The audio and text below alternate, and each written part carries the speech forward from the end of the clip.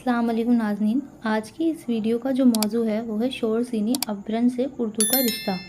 اس سے پہلے کی ویڈیو میں ہم یہ بات کر چکے ہیں کہ جتنی بھی زبانیں ہیں وہ دنیا میں 8 بڑے خاندان ہیں ان سے نکلی ہیں، اور اس میں بھی ایک سب سے بڑا خاندان ہے ہند یورپی، اور اسی کی ایک شاخ ہے جدید ہند آریائی۔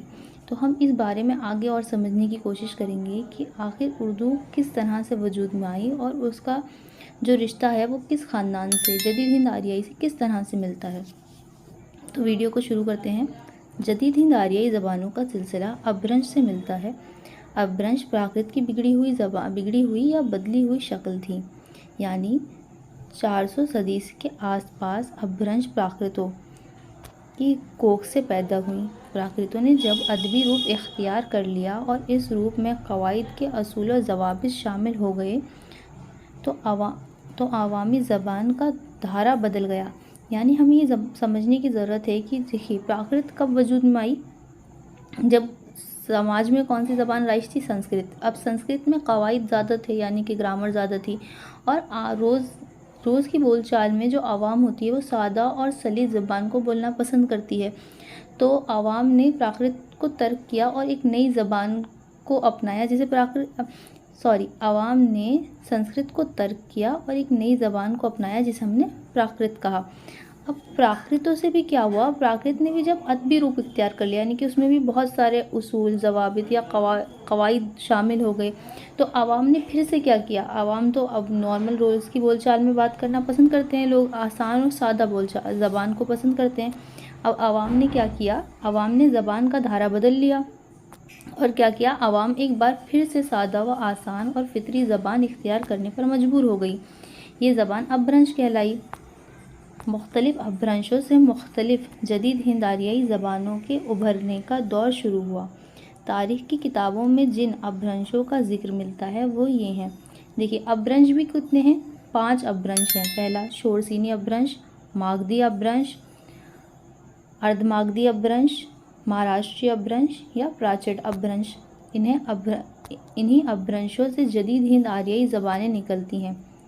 شورسینی ابرنش سے 4 ہند آریائی زبانیں نکلتی ہیں، جو ہیں کھڑی بولی، راجستھانی، پنجابی اور گجراتی۔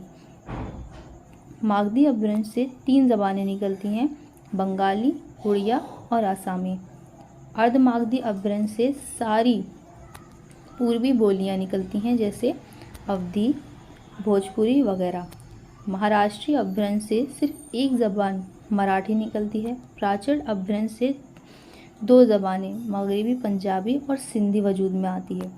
مغربی ہندی کی 5 اہم بولیوں میں سے ایک کھڑی بولی سے ہی اردو کا رشتہ ہے۔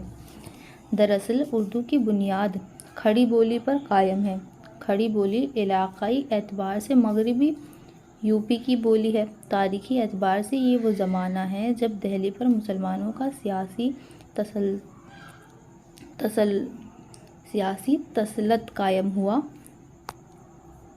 تسلط قائم ہوتا ہے، اور ترکوں، ایرانیوں اور افغانیوں پر مشتمل مسلمانوں کی ایک بڑی تعداد نے ترک وطن کر کے دہلی میں سکونت اختیار کی۔ یعنی کہ ترک وطن کر کے مطلب انہوں نے اپنے ملک کو چھوڑ کر دلی میں آ کر وہ بس گئے یا دلی میں آ کر رہنے لگ گئے۔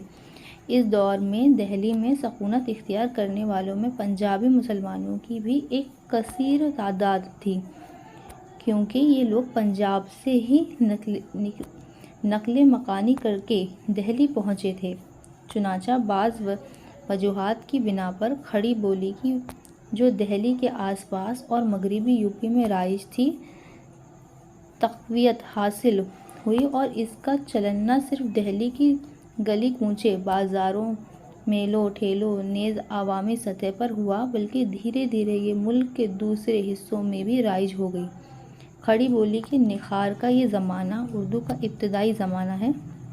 کھڑی بولی کے اس نئے اور نکھرے ہوئے روپ یا اسلوب کو ابتدا میں ہندی اور ریختہ کہا گیا، اور اسی کو بعد میں زبان اردو معلیٰ، زبان اردو اور بالآخر اردو کے نام سے موسوم کیا گیا۔ تو ہم یہاں سمجھ چکے ہیں کہ جو کھڑی بولی ہے اس کا رشتہ اردو سے کس طرح ہے۔ اسے شروعات میں ہندوی یا ریختہ کہا گیا، بعد میں اردو معلیٰ، زبان اردو اور آخر کار اردو کہا جاتا ہے۔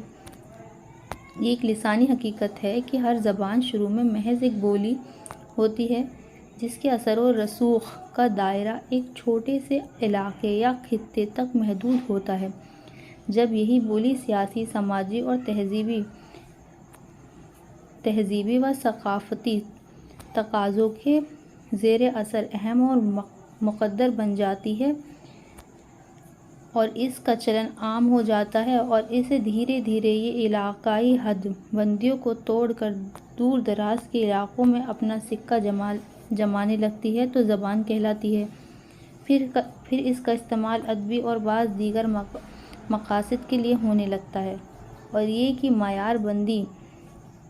اور اس کی معیار بندی کا عمل شروع ہو جاتا ہے جس سے یہ ترقی یافتہ زبان کے مرتبے تک پہنچ جاتی ہے۔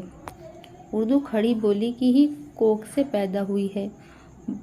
بعد میں اس پر نواحِ دہلی کی دوسری بولیوں کے اثرات مرتب ہو گئے۔ یہ ایک تاریخی اور لسانی حقیقت ہے کہ کھڑی بولی کے اس نئے اور نکھرے ہوئے روپ کو سب سے پہلے نئے آنے والے مسلمانوں اور ان کے بعد کی نسلوں نے اپنی توجہ کا مرکز بنایا، اسے نکھارا، سنوارا، سجایا، جس سے یہ زبان اس لائق بن گئی کہ اسے ادبی مقاصد کے لیے استعمال کیا جا سکے۔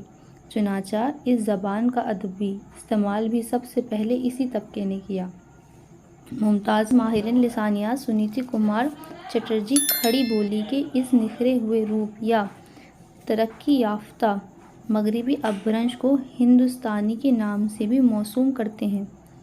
چٹرجی کی ہندوستانی در حقیقت کھڑی بولی کا ہی نکھرا ہوا روپ ہے جسے ہم اردو کا قدیم روپ کہتے ہیں اور یہیں ہمیں اردو زبان کے ابتدائی نقوش ملتے ہیں۔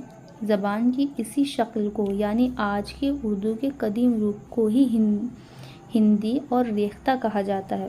چٹرجی اپنی ہندوستانی کے بارے میں مزید لکھتے ہیں کہ یہ وقت کی ضرورت کے تحت معرض وجود میں آئی۔